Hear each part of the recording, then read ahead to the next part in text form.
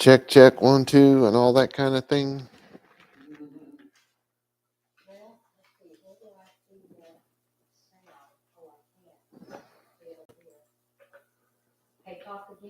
Check, check, 1, 2. Okay. Is it going yet? Yeah. Oh, okay. All right, I got the timer going. It looks like we are live.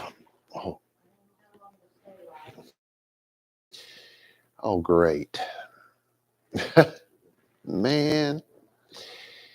Okay.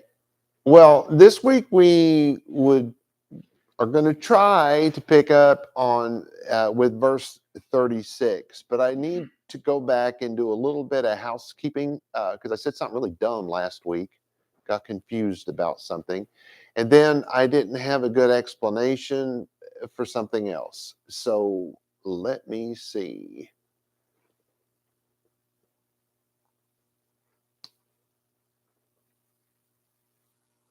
Okay.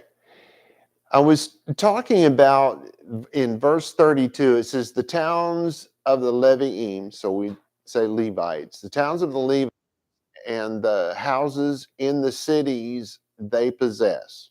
So the towns and the houses in the cities that belong to the Levites are redeemed.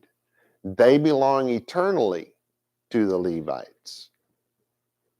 This means that if somebody has leased it out, it will be redeemed, whether it's paid back by the Levite or because the Jubilee came along, the Levites get it back.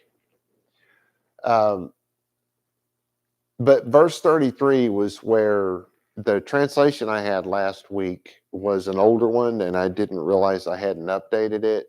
But 33 went, he that redeems of the Leviim. So some person who has leased a house from a Levite will, the person who's done that, not the Levite, that guy will go out from the lease of the house and town of his possession in the Jubilee. This verse is saying that the person who redeems from a Levite, in other words, leases a house from a Levite, he will go out from that lease. He will go out from that house and that town, of course, in the Jubilee. The guy is being kicked out, is what this verse is saying. It's not usually translated that way, but that's what it's saying. And that was a little bit better translation, of course. All right, so picking up with, going back to 35, heading to 36, my translation of 35. And if your ach, which means brother, but of course you do realize in the Hebrew biblical world, that was your relative, somebody of your race and religion, and, best friends could be brothers, right? Even to this day, we use it that way. So, and if your relative, your Torah observant relative, that's very important to understand, grow poor, and he is about to lose everything. Now, if you're reading it, it says, and his hand totter. That's what that means. His hand, it's an idiom. Yeah, God used idioms in the law. So if his hand totters, if he's about to lose everything and he's living among you, and you want to chazak, you want to strengthen him. That's literally the word for strengthen, but that means you want to help the guy out. You like the guy. Maybe you gave him some bad maybe you gave him some bad financial advice and you feel guilty. It doesn't make any difference. You want to help the guy out. Well, it says here, he may live with you, whether he's just a dweller in your land or toshav, a foreigner. If you want to help him out, they can come live with you. All right. Let's go on to 36. Point. Yeah, I got it. Push that button there. Okay. So the very, very literal translation in English, not shall take from him interest and increase and reverence you from God you and live you among you. I have Torah observance here, so I'm not sure. Did I have the Hebrew?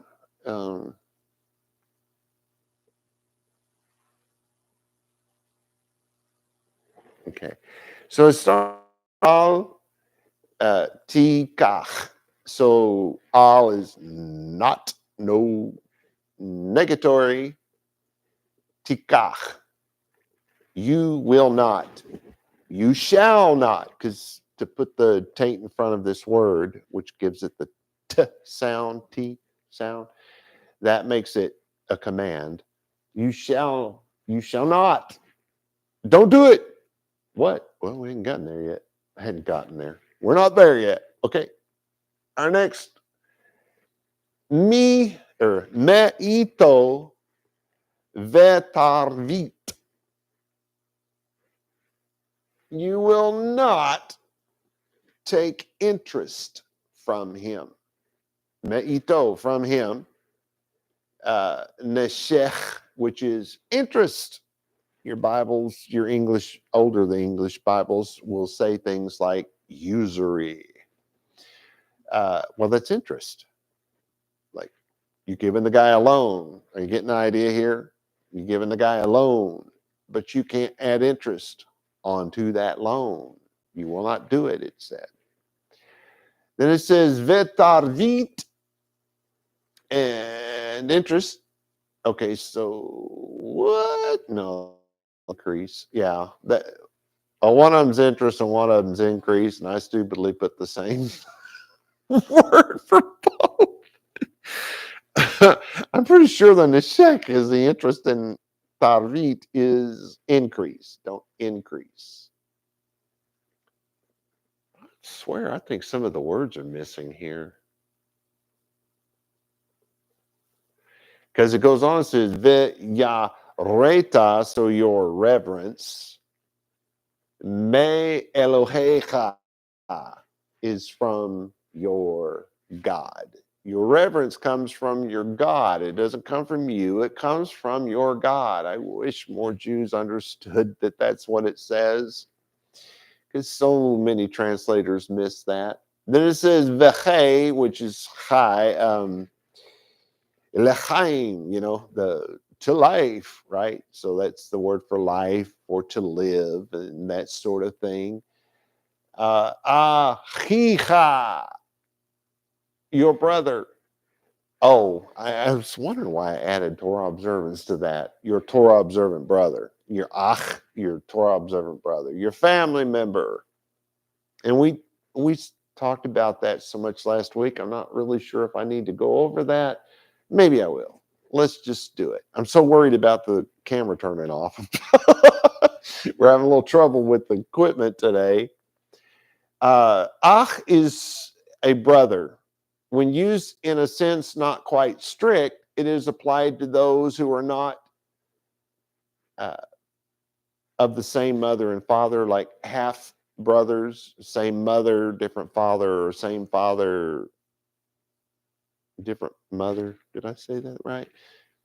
Both of them have the same mom, different dad, or both of them have the same dad, different mom, that sort of thing. They're still called brothers. I have some half brothers. We think of each other as brothers. And then the word brother is used in a wider sense among the Hebrews of a relative. They say kinsman, which is a relative. A man of the same tribe. Like if you're of the tribe of the Levites, you would call your fellow Levites brothers, but then again, you would call your fellow Jews brothers. And if you're Jews in America, doesn't matter which tribe you're from, you may call your American citizens your brothers, right? This word is used in all of those ways. Plus, if your bestest friend in the whole world, whom you are not related to in any way, shape, or form, don't even follow after the same religion, but you've been friends for 40 years, like myself and my friend Tom. We call ourselves brothers. Yeah. Ach works exactly that way. It's not different in Hebrew. So you see how brother can be used in a very wide sense and in a very narrow sense. But this is the brother who is imach, who's with you. So you don't have to worry about that brother who's not with you. You know, because some of them are, we're with you, Rob, but we're behind you, Rob, but way behind you. I messed that up so bad. All right, so my translation. Do not take interest. I remember why I did that a while ago. I'm looking at the wrong one. Do not take interest or gain from him, speaking of your brother, but reverence. Oh no, does that say reverence your God or your reverence? No, it said reverence. Your reverence is from God. Because of that, it goes on, and let your Torah observant brother live among you. I thought we had more words than that. Increase with your brother. Oh, no, that's all it really says. Okay. So Drazen and Wagner, they're, I think, quoting somebody, but they have this, yeah, it is a quote. It says, when a situation arises where it must be decided whether your needs take precedence over your brothers, your needs come first. Oh, wow.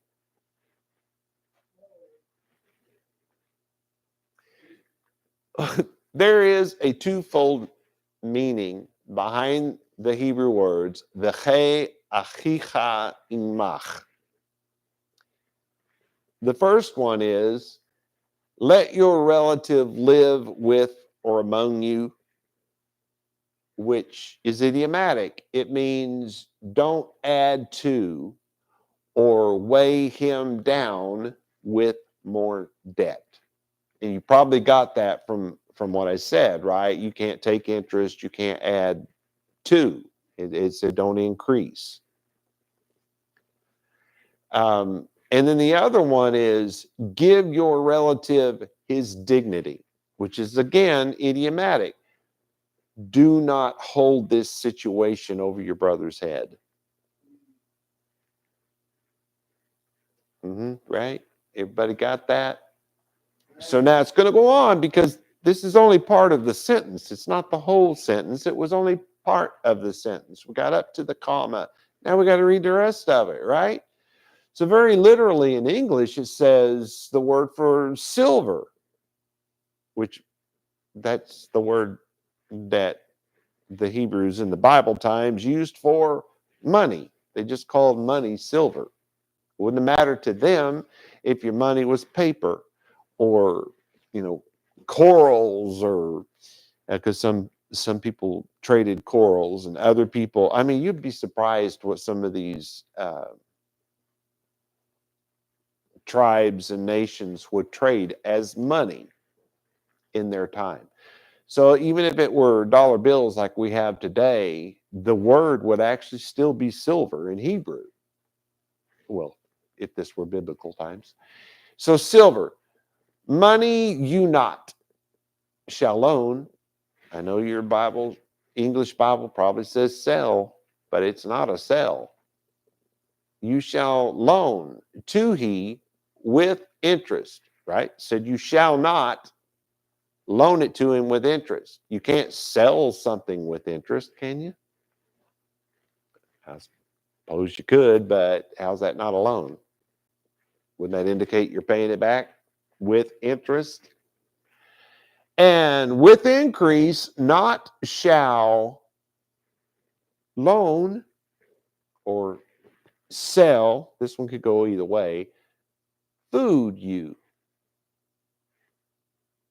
So remember, this is the rest of the sentence, or at least more of the sentence. So you have et kaspacha, that's your word for silver, Lo titain. That's your word. That's where we get the name Nathan. Natan, that's your cause to receive. See, it's give. It's not. Mm-mm. Give is used, it's just like any other Hebrew word. There's a lot of different ways to use it. God said he would give Abraham and his descendants the land of Yisrael. And then he also said, if his children did not follow his law, the land of Yisrael would spit his children right out. And it has a number of times, right? I hope we Jews know that. We got spit out of our own place several times. And we, at this point, only have a sliver of what God actually gave us, and still having to argue over a smaller piece of that sliver. Just saying. So yeah, give doesn't mean exactly what we think of as give, because we think of, okay, you've been given something, so now it's yours. You can do whatever you want to with it. That's not what Natan means.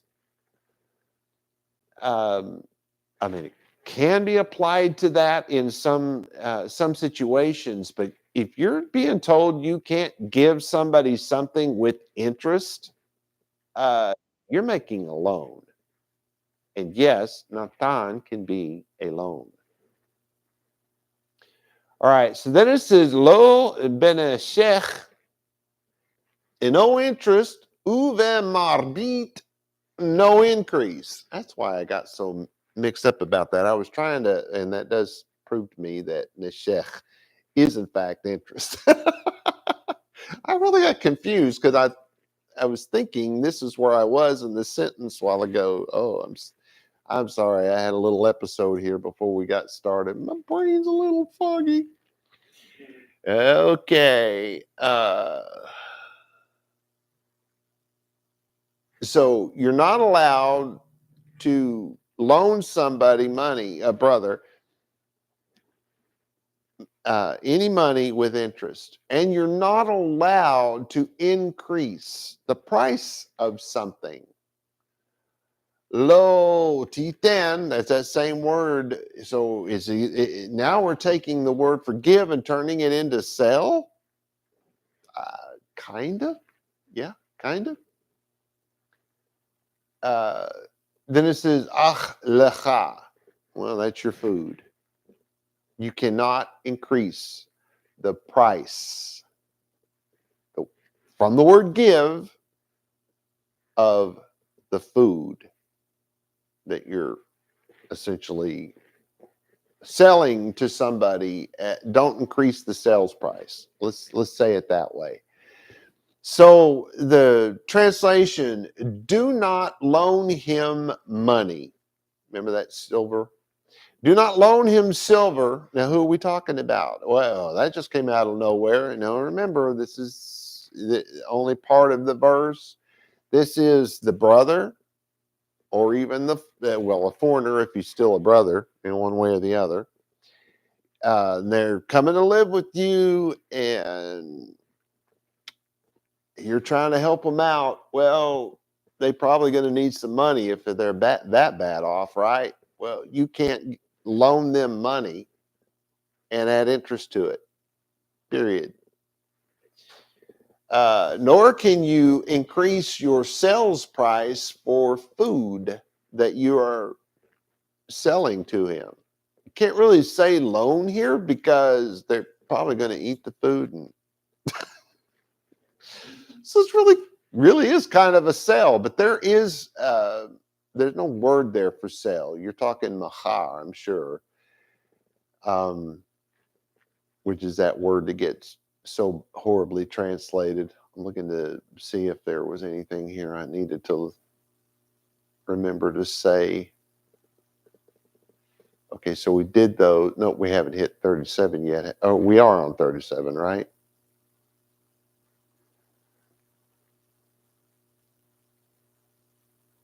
Yeah, I added cash or credit, right? Because, hey, if they don't have any money, you're selling food on credit, if you think about it. So I changed the ending of that. I had to go back and look at my little cheat sheet here. Do not loan him money with interest, nor increase the sales of food, whether cash or credit. You just can't do it. And it is marbit. You cannot increase the price. If we give someone money, which I think I probably already said this, but let me read my little note here. If we give someone money with interest, we are making them a loan. I think I've said that. We're not actually giving them money, because to truly give somebody something in the Western way of thinking, not biblical, but Western way of thinking, is it's theirs to do with however they please. Thus, we cannot loan money to our Torah observant relatives with interest. Period. End of story. Don't do it. Of the word Natan, Jusinius wrote of the price to give anything for. That was how he tried to explain how Natan was being, the word for give is being connected to the idea of a price. He said of the price to give anything for, which is perfectly fine. The guy was brilliant. His grasp on Hebrew was pretty good. He's the father of Hebrew lexicography. So yeah, he knew his stuff.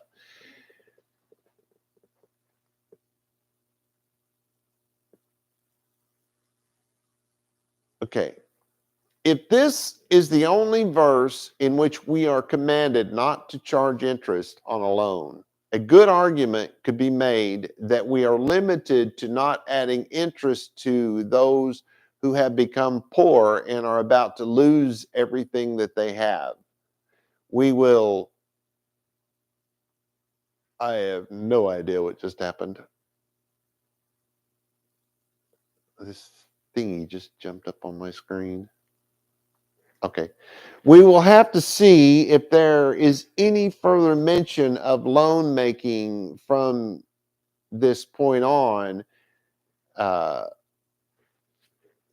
because it's not just that. You could say that the only person that you cannot charge interest on is somebody who is about to lose everything and you've allowed them to live in your house. This would be a very good argument if this is the only verse that we find in the law that talks about not adding interest. And it may well be that. Maybe it's not. We're just now hitting the end of Leviticus. We still have Numbers and Deuteronomy to work our way through. And I don't like to get ahead. Why do I do this? Why do I just talk about this stuff and don't bring that other stuff in as a rule? Because the Bible was written this way. You're supposed to learn, you really need to learn the stories that are in the book of Genesis as you're growing up. When you get to the point of, let's say, middle school, I guess is what they call it now, then you should begin hitting the 12th chapter of Exodus and nothing more. And then by the time you're in high school, you should be going through Numbers, the book they call Numbers. And then when you go off to college, you should be learning the book of Deuteronomy. Are there people who could do all of that by the time they finish middle school? Sure. But that's not the way God intended for us to learn the precept upon the precept. Right now, the only thing that we actually can say we know, if you've been following my teaching, is that if a brother, somebody with whom is related to you in some way, whether it's you're a Jew, they're a Jew, you live in Israel and they do as well, or you're a Jew and they're a Jew and they live in New York, but they're losing everything. So now they're going to have to come to Israel to live with you. That would be acceptable. The point is, if somebody is living with you, you cannot charge that person interest. That's all this law actually says. It doesn't say that, just because you're a Jew, you can't charge interest to another Jew, does it? It doesn't. It's just someone who's living with you. And then if you're selling them food, whether it's credit or cash or whatever, it doesn't make any difference. You cannot increase the price. End of story. You can't make money off of this person who you're helping, you're strengthening. Are you with me? Now, maybe it says something different later. Well, that's fine. This is all we're supposed to know at this point in the teaching. I hope that made some sense. Look at the timer here. Where am I? I went past the note. Okay, we're on 38. Literally, it says, I, Yahweh, God you, which made go out me, you from land Mitzrayim, to give to you land Canaan, to be to you to God. I like this. Ani Yahweh, I am God. Elohechem, your God. Or I am Yahweh, your God. Wouldn't you like to hear God say that out loud to you? I'm just saying. But he's saying it to us now. And if you heard the sound of my voice saying those words, technically you've heard the voice of God. Not that my voice is God's voice. I hope you understand what I'm saying here.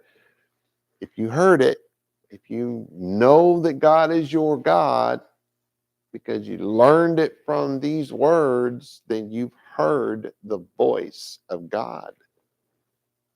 Because these are his words.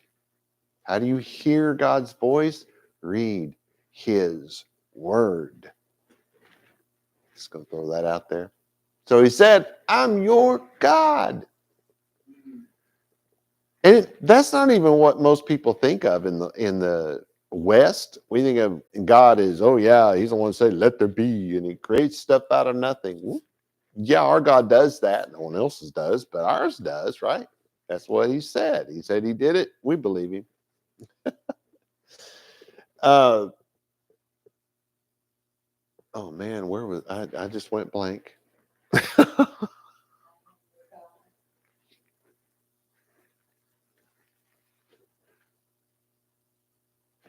I'll have to move on.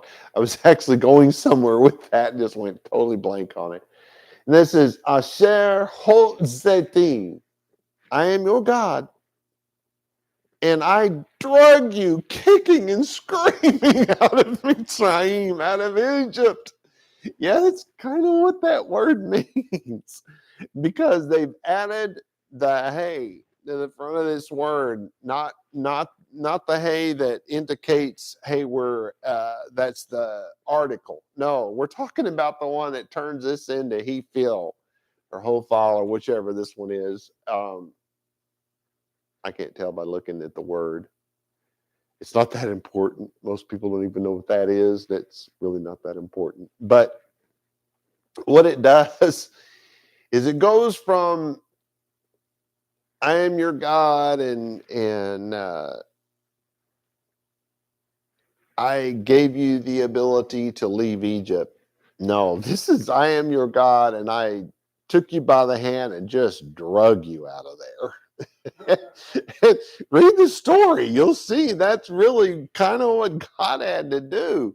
I mean, he goes into this place, sends his man in there, and his man goes in there, and the next thing you know, there's all these plagues. The Jews are unaffected by them.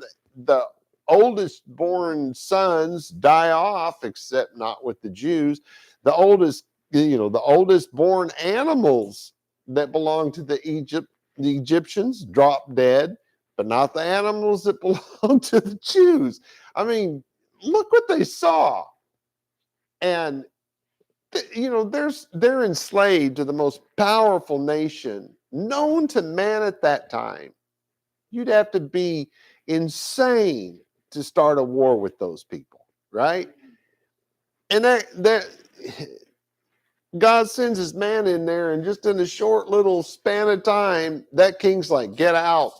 Bye. See you later. Oh, you want all our gold? You want all our silver? Take it with you. Oh, and the rest of the animals, yeah, take those with you too. What was that man thinking?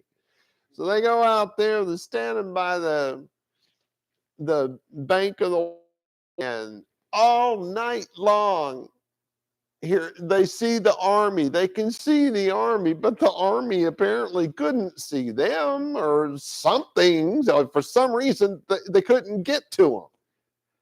And yet the next morning, when the army starts advancing, every one of them are like, oh my God, did you just bring us out here to let us die?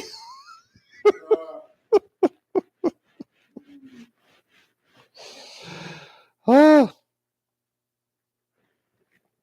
So God says, really?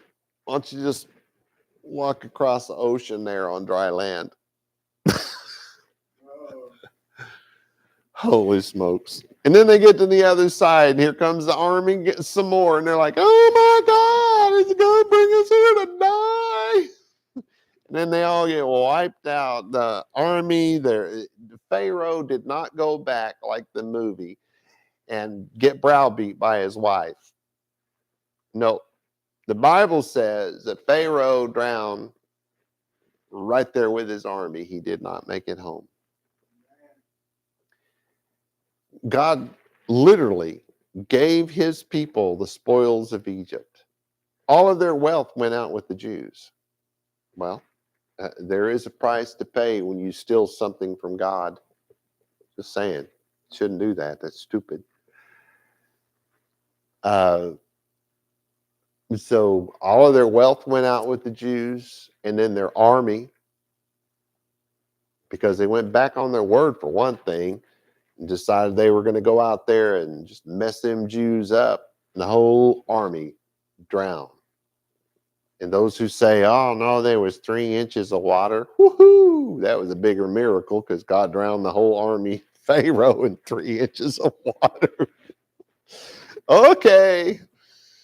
Yeah, keep trying to marginalize the miracles of God, and we'll just keep showing you how much more powerful they are when you try to marginalize them. And so anyway, God had to drag them out, and they were just kicking and screaming and whining and crying and just, but slavery does that to you. It does. So he's dragging them out. He makes them go out Etchem Me'eretz, which is from, made you in plural, y'all. Apparently God's a little Texan at heart. It made y'all. He drug y'all from Egypt. Meets Raim, or Me'eretz. This is from the land of Mitzrayim, the land of Egypt. And this is La Tet, and I know that don't sound like it, but that's your Nathan word. Nathan, that's the word.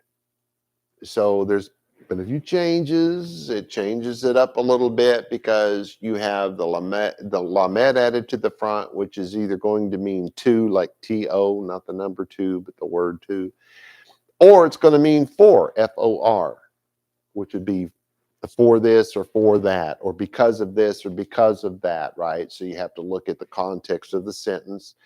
And then the noon is changed into a tate, which intensifies it, and let's just say intensifies it, but it's you again. So he's to give lachem to you, eretz, so that's land, not the land, but land, Canaan. drug them out, kicking and screaming, so that he could natan, so he could give to them the land of Canaan, the land of Israel.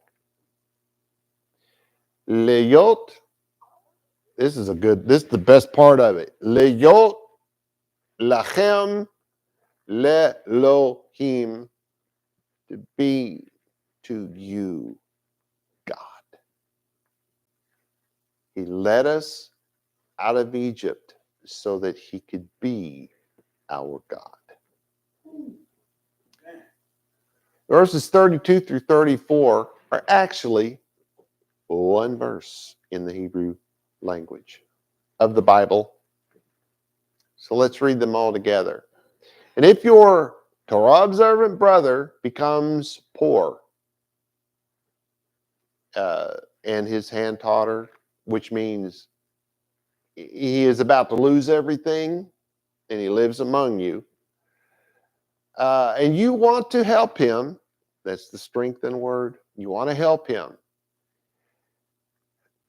Whether he is ger, which is a dweller, also a toshav, that's a foreigner, he may live with you. It's okay. Let him come and live with you. Do not take interest or increase from him, but reverence God, and your Torah observant brother will live among you. Do not loan him money with interest, nor increase a sales price for his food. Man.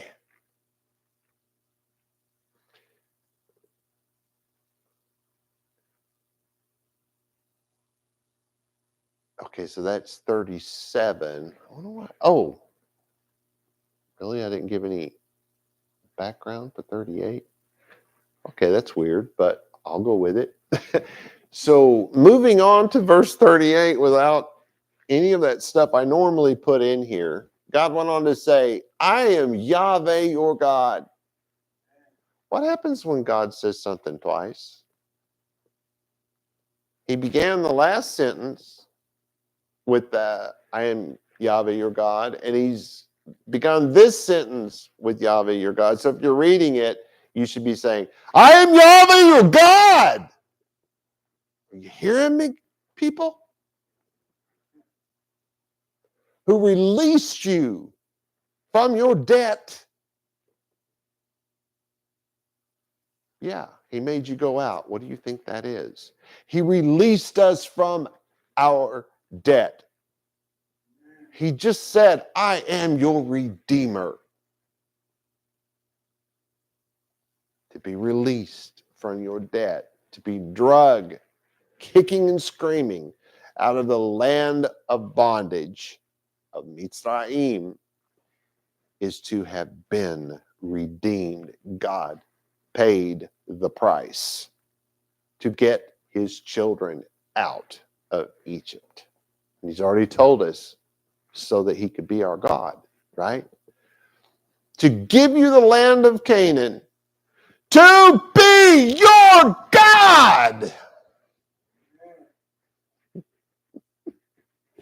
I almost want to get up and start dancing around, but I know I'd get dizzy and fall on my face. Wow.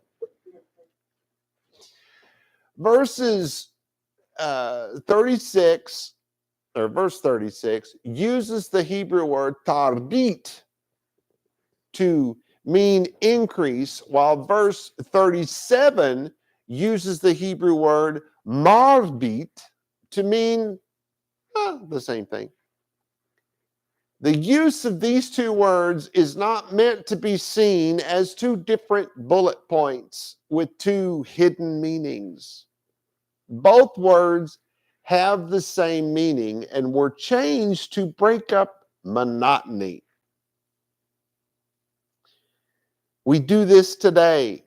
We'll write a sentence, and instead of saying the same word twice, we find a different word. He was very brave and courageous. Is that is that really two different things?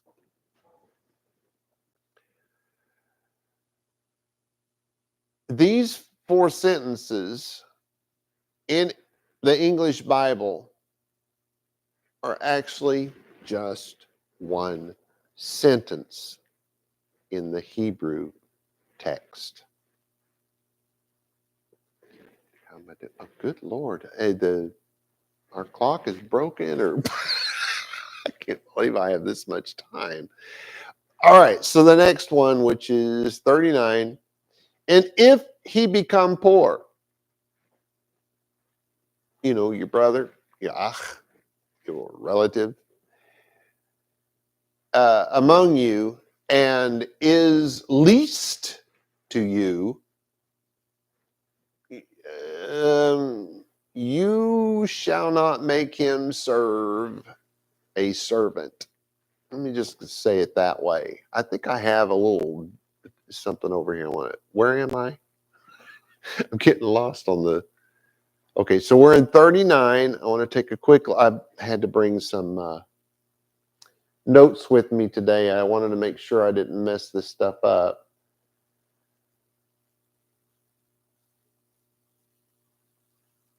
Okay, so I'll go through the words before I go to my notes.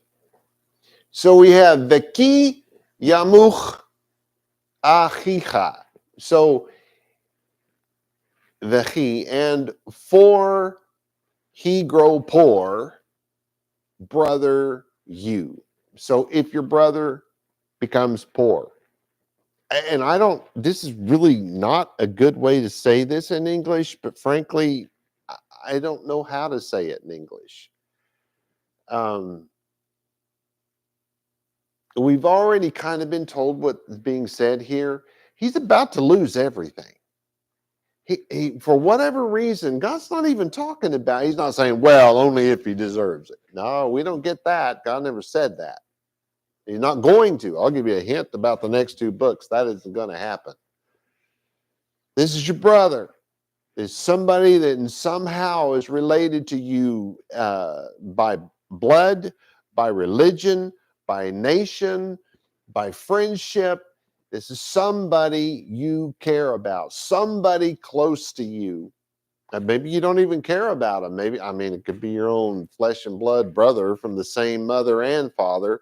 Maybe you don't care about him, but that guy would still be in part of this. But this is talking about the brother Imcha, who is with you. Veni Mechar. If he's going to be, and they say sold in the English Bibles, which now all of a sudden we believe in slavery. Oh, good Lord Almighty. I'll tell you now, if I haven't already told you, slavery is not in the Bible. It is in translations of the Bible, but the Bible was not written in English. It was not written in Greek. It was not written in Latin. It was written in Hebrew. Hebrew, biblical Hebrew. And the biblical Hebrew Bible never said that Jews could own other human beings. So no, you don't have to say, well, God allowed them to have it, but, we sages came along and we outsmarted God, and God had to admit that we had outsmarted him.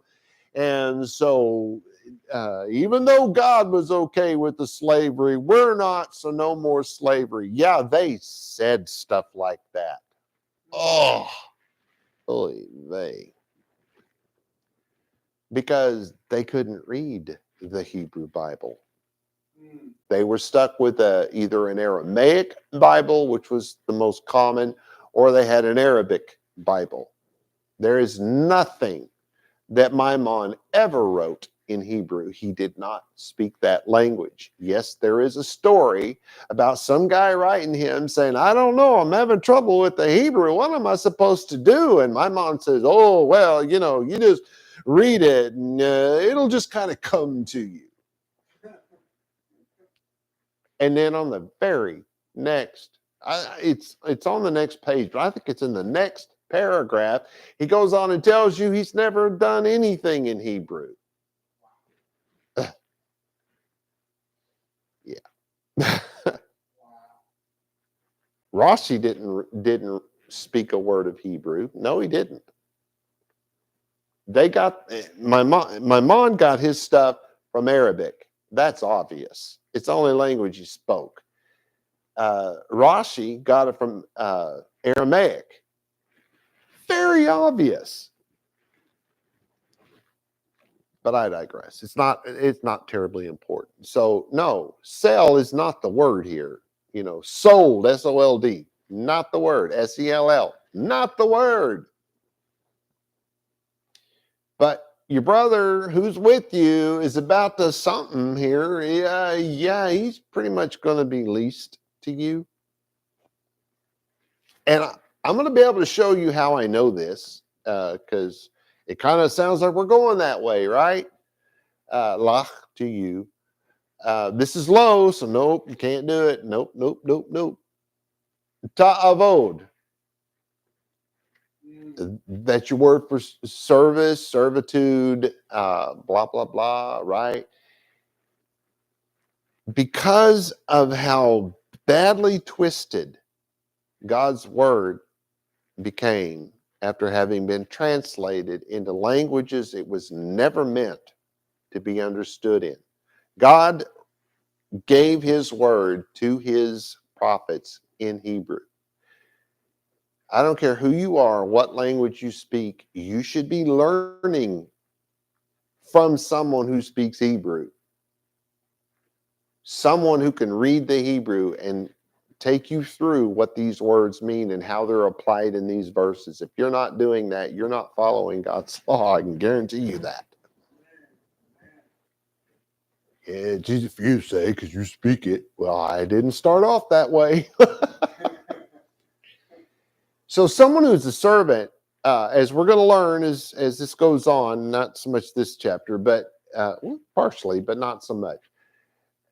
Servants got a paycheck. Yeah, servants, slaves got a paycheck. They were given a house to live in. They were given clothes to wear. Their medical was paid for. Their food was provided for them.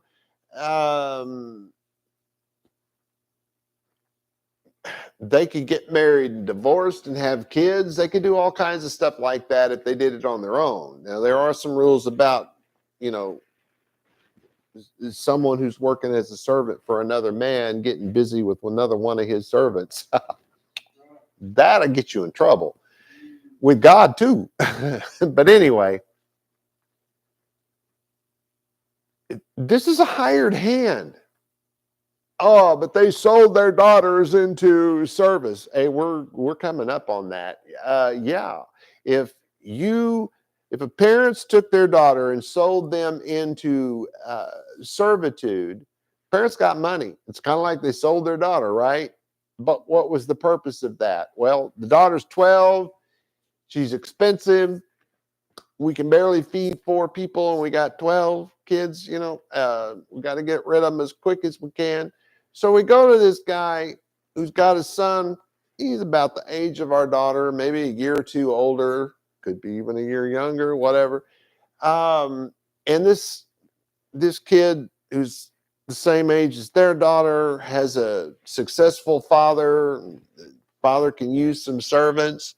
That father will say, okay, we'll marry that little girl to this little boy when they're old enough. In the meantime, I'm going to pay you the salary from the point she gets to my house to the point she marries this son, because that's what the whole point in selling your daughter is to get her a husband. So it's going to be no more than 6 years if you're selling your daughter to a Jew, which by law you have to. We haven't gotten to that, but by law you have to. You cannot sell her to a foreigner. Or have we had that? I'm not sure if we've had that law yet. I don't think we have, but that is a law. You can't do it. So the reason why you're doing this is, one, it helps your family because you get this money, right? Two, it gets your daughter married off to a good family, a Torah observant family.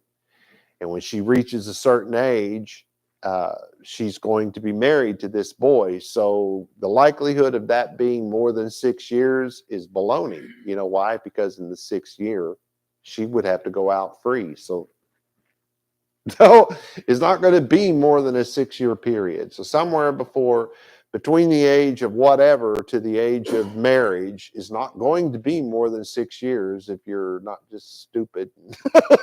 Anyway. So, and then on top of that, she still has all those benefits. She's still going to get money. She's still going to have a house to live in. She's still going to have food provided for her, clothes, and all of that's still coming her way. And if that man does not let her marry that son of his, well, then now that man has to give all that money back. He doesn't get to deduct everything he spent on her since she's been with him. Nope. He has to give her back, and he has to give all the money back, and that's that. Yeah, that's in this chapter, I think. I think it's in this chapter. We're coming up on that. Okay, so servitude is not slavery. It was a terrible word to have been used, and they do say slaves in the Bible and in a lot of places. Never should have done that because slavery does not exist. Oh, what about the guy that gets a thing in the ear and blah, blah, blah for the rest of his life? Yeah, we're coming up on that too. I think that's in the next chapter, but no, it's not slavery. Sorry, God doesn't allow it. All right, so Be'o in him, Avodat. So what did you just do? Well, I kind of jumped through something real quick there. Here's my translation.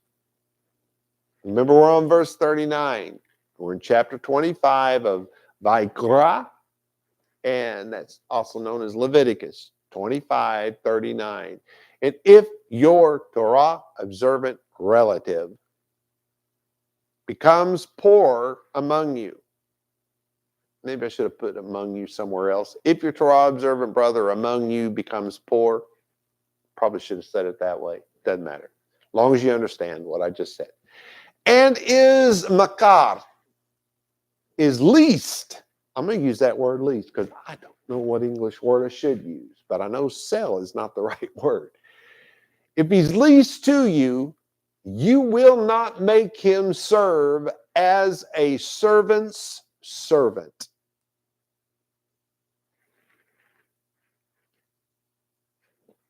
Moshe was a servant's servant. He was not the beloved son of Pharaoh who built him great cities. Holy smokes. Moshe barely spoke any Egyptian because he was a servant to an Egyptian servant. A servant of a servant. It's in your Bible. If you're not finding it in English, go learn to read Hebrew and you'll find it pretty quick. I'm just saying, it won't take but 20 years or so. Unless you're young and go over there and get inundated in it, you could learn it in a year. So if he's least to you, he will not be a servant of servant, Moshe being a servant of servants. No one is allowed to force his family member to work as a servant to a servant. The definition of a relative in the Bible period, and according to the Hebrew Bible, ranges from the immediate family member all the way to Jews anywhere. A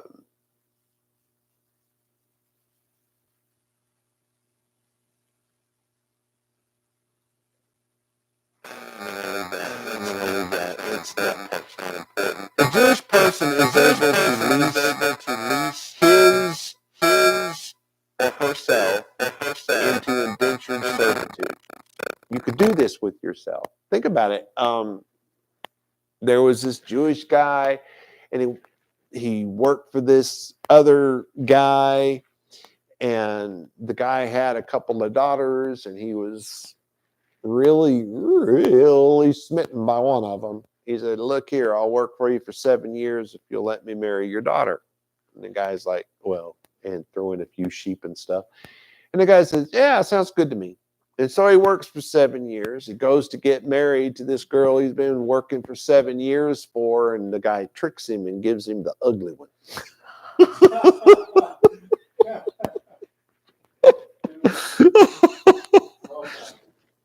She could have been as beautiful as the day is long. I have no idea. But that wasn't the one he was smitten by, you know? And so he winds up marrying this woman before knowing, because she was all covered up. He couldn't see her, didn't know that he had married the wrong woman. So then he had to work 7 more years to get the other daughter. Yeah, it happened. That's the way they did things, right? So he leased himself out. What's going on here? What's being said? Well, it's real simple. When you've gotten yourself into debt, remember we're still talking about the brother who got poor. He's about to lose everything. Well, this guy has been drugged before the court because he's so in debt and he's not paying his debt. And the court says, you are now leased to that man to whom you owe all that money. Or maybe a woman, could be either. So now you have to work for that person. You're not their slave. They don't own you. You will get a paycheck. Going to be a very diminished one because the whole point is to get your debt paid off. Because you're not getting help. This guy is not helping you. He wants his money back. You know, some people will loan their family members money and then their family member doesn't pay him back. And they had to take drastic measures like that because they loaned out the money that they needed for next year's crop. Get him over here and make him plant that by hand. I got to have some help here. And the judge would do it. You now have to work for that guy until you pay off your debt. And they would figure out just exactly, okay, you borrowed this much or you owe him this much for whatever reason. That's what you got to pay back. No interest. That's good. At least, you know, at least it's not like the IRS in some country somewhere. But anyway, hopefully you get what I'm saying. You're being forced into indentured servitude. I just didn't really know a good way to say that. Maybe indentured servitude is just what I should have said. It's just that that's not really the word being used here. But a price has been set. You have to pay that back, yet you're still going to get a paycheck. You're still going to have a house to live in, food to eat, clothing to wear. All of your needs are going to be tended to. Even your medical is going to be tended to. That comes with the deal. And if this thing cannot go, we haven't reached this one yet, but we're going to find out real quick. This cannot go more than 6 years, period. So if the Jubilee is a year and a half from now, probably should wait until after that Jubilee to take him to court.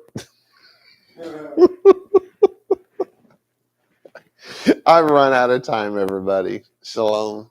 Shalom.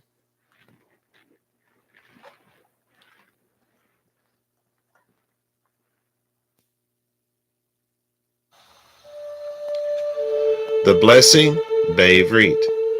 Yevarecha Yahweh v'yish merecha. Ya'er Yahweh panai v'lecha v'hunecha. Yisa Yahweh panai v'lecha v'yasim lecha shalom. And in English, may Yahweh cause you to lie down so that you may rest. May he touch and caress you. May he prepare you for what is ahead. May he watch over you. May he keep you from harm. May he cause goodness to grow in you and take away the bad. May he arrange your life and cause you to flourish. May he cheer you up and gladden your heart. May he cause his light to shine through you. May he show you tenderness, favor, and love in his presence. May he show you kindness and be delicate towards you. May he show you his generosity, mercy, compassion, and desire for you as it comes forth from the depths of his soul. May he lift you out of your pit and deliver you from the things that hold you prisoner. May he draw you to his chest and cast his eyes on yours. May he show you his love and desire for you as he cradles you in his arms. May he bear your punishment and pardon you of your sin. May he take you for his bride. May he establish a foundation in you. May he place his name on your heart and mind and make your body his temple. May you be his treasure. May you always be on his mind. May he draw you near and comfort you when you are afraid. May he assure you there is nothing to fear because he is with you. May you and all that concerns you be at peace because he is your friend. Amen.